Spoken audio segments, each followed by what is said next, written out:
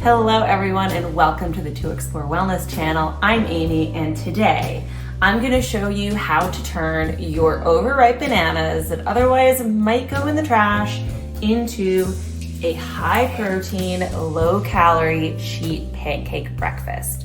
Not only do I love these pancakes because they're about 30 grams of protein and only 350 calories, but they're also great because they're gluten-free and you can make them dairy-free as well.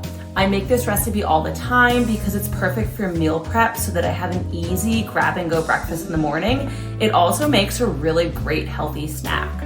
You're gonna love them, your family's gonna love them. This particular flavor is banana cinnamon swirl and they're just absolutely delicious. So let's go ahead and get started in making them. To start off this recipe, we're gonna go ahead and mash our overripe bananas. It's better to use the browning ones because they're softer and sweeter. You can also swap this for pumpkin puree, though you probably want to add some extra sweetener if you do. I absolutely love using banana in my baking, not only because it helps me from trashing them, but it also adds natural sweetness. Tell me in the comments what you typically like to do with your overripe bananas. As you're mashing, make sure to get rid of as many chunks as possible for an even sweetness in your mix. Now we're going to go ahead and add the rest of our wet ingredients. I used egg whites to keep the calories lower, but you can also use about 4 whole eggs if you prefer. Melted coconut oil is next to add moisture, but you can also add more Greek yogurt. Full transparency, I typically use all Greek yogurt, but I didn't have enough on hand. I love using Greek yogurt in baking in place of additional oil or butter, not only because it reduces the calories significantly, but it also gives it a protein boost.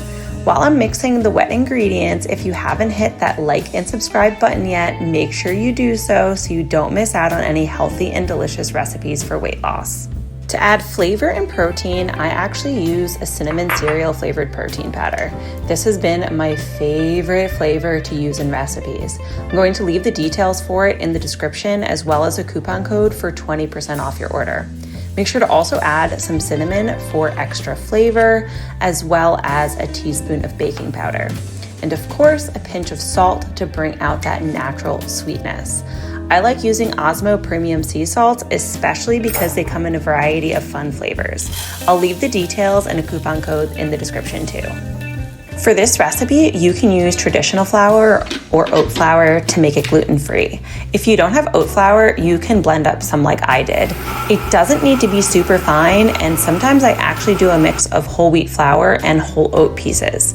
To blend them up, I'm using my absolute favorite kitchen tool. I honestly think it was my best investment for the kitchen because it has so many different functions without buying a ton of different products.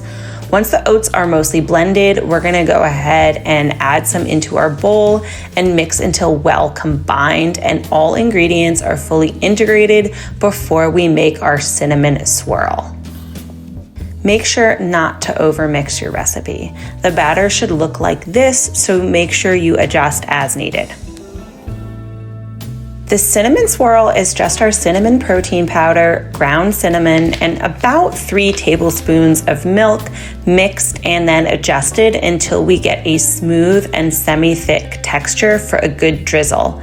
Start adding little bits of milk and then you can always add more if you don't have the right consistency. If you're using a different type of protein powder, such as casein or plant-based, you may not be able to get the same smooth and creamy texture. Whey is known for its creaminess, which is why it's the best option to use in this case. Once we've got those ingredients all ready, let's line a large baking tray with parchment paper for a nonstick surface and super easy cleanup. I can't believe I used to use aluminum foil for these types of things, baking and cooking and whatnot, because it's really not nonstick in the same way parchment paper is. I fold the edges so it sits better on the pan and protects the sides. Now that we've got our baking sheet all prepped, pour the entire batter onto the prepared tray to make sure it reaches each corner and you've created an even layer of the mixture. This step is important to ensure even baking. Then let's grab the cinnamon mix and drizzle it on.